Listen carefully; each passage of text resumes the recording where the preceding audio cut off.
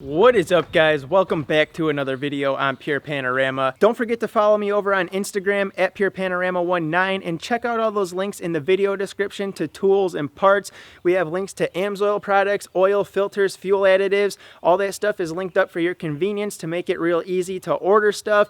It gives you good parts at no extra cost to you and also helps the channel bring you better content. Let's start the video off by thanking you guys so much for the support on the last video when I told you I'm thinking about selling the 01 24 valve. I was fully expecting a bunch of mixed emotions and responses as far as me selling this truck or attempting to sell this truck to potentially look at moving in a new direction and bringing something newer and exciting here to the channel. But for the most part, the majority of you guys fully understood where I was coming from and my need to have more cab space for my family and for my kids to be comfortable when we all go somewhere as a family in the truck. Some of you guys had your feelings hurt, you're a little emotional, and I totally get that, as the red truck here has been the main foundation and building grounds of this channel. Many of you guys are here on the channel because of the second gen, and I just want to remind you of a couple of things about my channel. I started this channel as a hobby. It's something that I enjoy doing and filming videos, editing videos, and then another hobby of mine is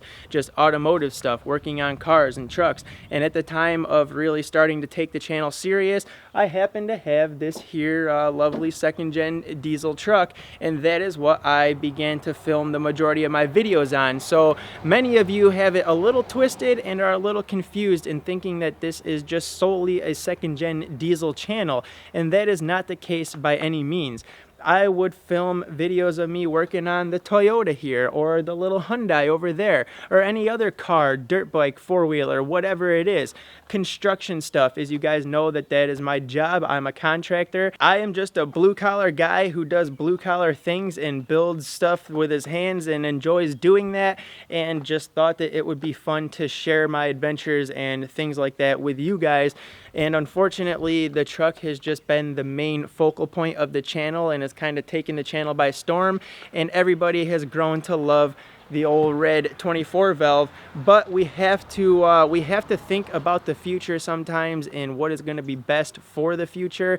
And like I've already stated, guys, in the last video, there's so much second gen content out there on YouTube right now that I'm really kind of limited to what I can do. It's not like I can do much more like big and exciting things with this truck and have it be different and stand out from anyone else who's put out second gen videos. There are just plenty of automotive channels out there, and I just feel that right now is a good time to maybe try and look at moving in a new direction. But anyways, in this video, I did have to get down underneath the truck and replace one small part, and that part was the vehicle speed sensor, which is located on the driver's side of the transmission. And I'm going to hop down underneath the truck and show you exactly where that sensor is really quick. So let's do that real fast. So this is the speed sensor right up here on the driver's side of the transmission, and you do need a 1-inch socket to bust that thing loose. Unfortunately, it is very tight up in there, so it's hard to really fit a socket and a ratchet on that and then break it free. So what I did was I came in from up in here, up above the front drive shaft, and I got a crescent wrench on it, and I was able to just pop it loose and then finish taking it out by hand. They don't need to be tightened down in there that much because they are made of plastic, so you don't want to over crank that thing because then you run the risk of cracking it and then having a leak from your transmission. So there is a little O-ring on it, and I'm going to show you the old one.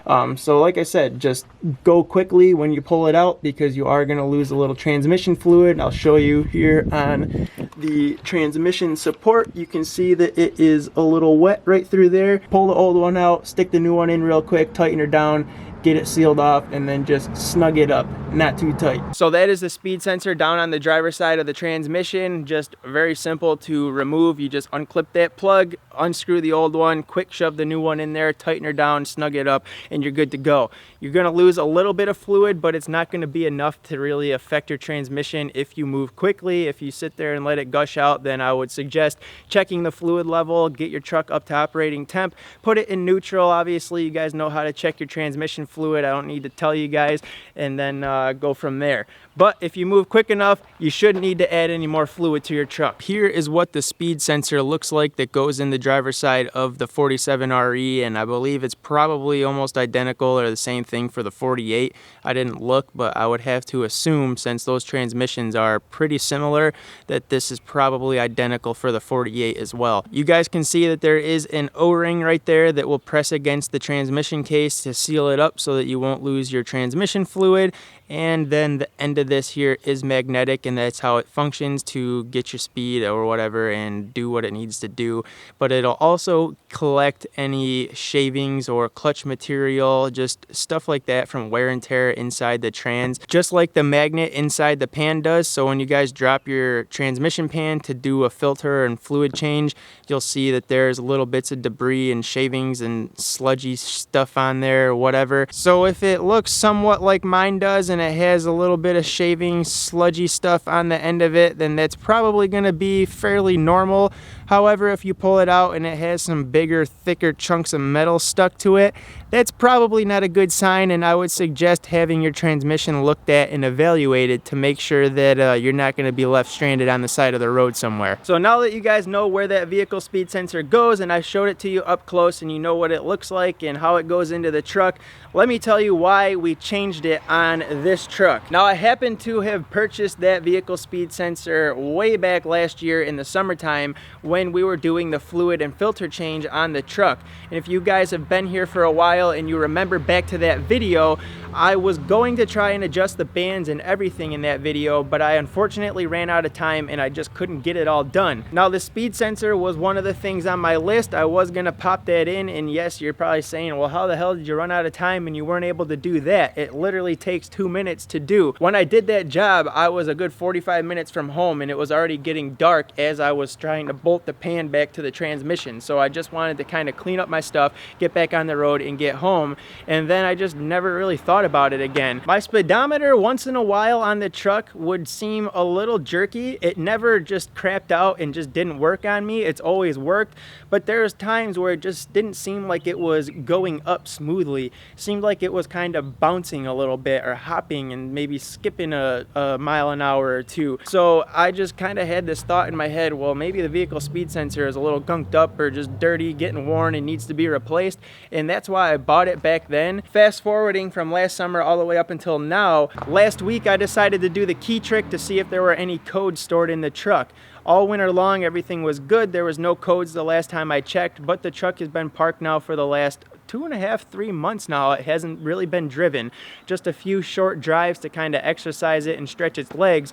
But otherwise, it's just been sitting here in the driveway. In the last 3 weeks, it's been parked out there on the road for sale. So I decided to just check for the hell of it and see if there were any codes. And surprisingly, I got 2 codes. The first code was a P0500 code, and the second code is a P1693 code, which is basically a companion code telling you that there is another code stored in the computer in which you'll need to use a scanner in order to pull that code and find out what it is. So I did a little Google searching and got on the forums, looked around a little bit, and the P0500 code, ironically, seems to come back to the vehicle speed sensor from what I found out. And a lot of guys are saying that if you spin the wheels or have wheel spin with the truck, that it can trigger this code on the truck. And if you undo the battery terminals for a little while and then rehook them up, it should clear it and hopefully it won't come back.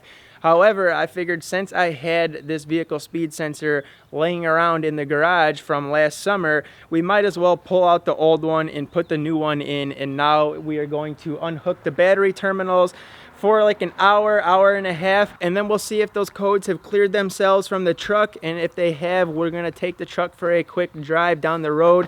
This will be the first ride in the truck for you guys in the last 3 months. Like I said, I've taken it for a couple of short drives just to kind of get it out and move in and make sure everything is still good.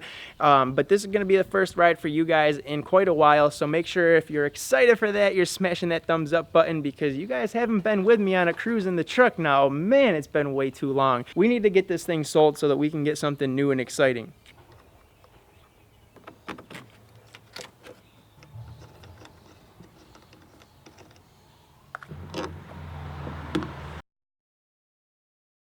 So while we have the batteries unhooked, I do have the key turned to the on position to try and drain any remaining power in the system. And my thoughts are here that we'll turn it back to the off position in like a half hour or so.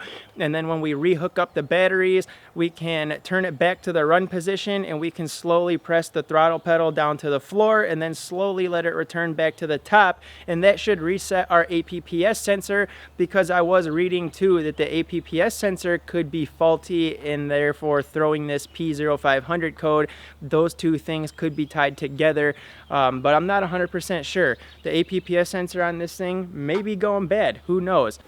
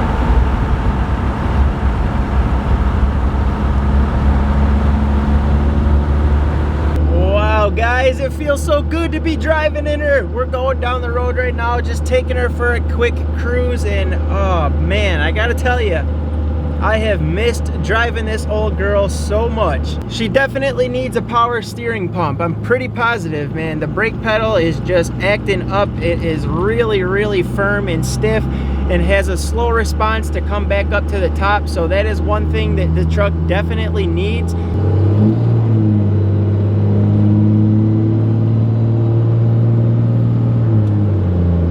Man, this drive's got me feeling some type of way right now, boys. It just brings back so many memories over the last year and a half or so when we really just dove into filming content for the channel with this truck. OBS Ford, anybody? At least he's got the right color, man. You know I love a red truck. Look at that truck though, she's pretty clean, man. Pretty clean looking OBS. Had to come up here and get us a little Red Bull action. Got a little video to edit, you gotta have some go juice.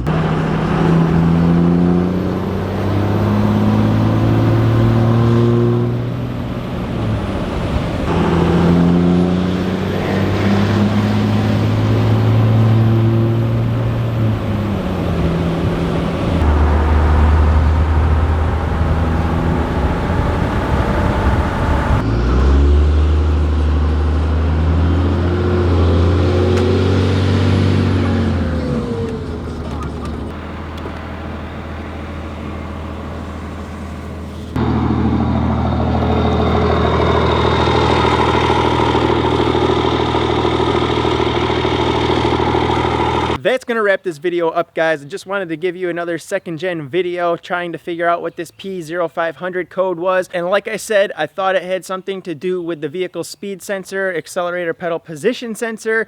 One of those two, just from the little bit of reading and research I did online before we dove into it. And luckily I had that vehicle speed sensor sitting in the garage, so we just threw in the new one, unhooked the batteries for a little while, did a APPS reset, and then we got to take the truck for a little drive, and it was your first ride in the truck in the last 3 months. So make sure you smash that thumbs up button for me. If you're an angry person, just go ahead and double tap that thumbs down. I get it, man. I get it. You're just mad at the world. It is what it is. We all love you still. If you are new here, then don't be afraid to hit that subscribe button and turn on those post notifications so you never miss a new upload, because I can't even lie to you, driving the truck just brought back so many memories and made me feel some type of way. So maybe there'll be a few more second gen videos coming your way here in the very near future before the truck is sold. If it sells, I don't know. Is it gonna sell? It might sell. Maybe it won't. I don't know. We'll find out. But hit that subscribe button, hit that like button, and I will hopefully see you guys soon with another new video. See ya.